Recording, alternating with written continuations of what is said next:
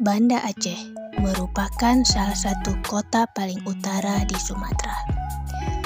Banda Aceh juga merupakan salah satu tempat wisata yang banyak diminati orang-orang.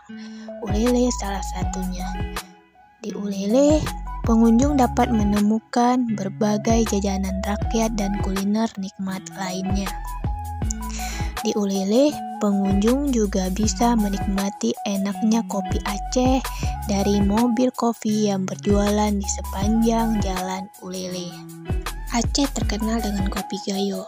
Kopi gayo ini terdapat dua jenis kopi Arabica dan Robusta.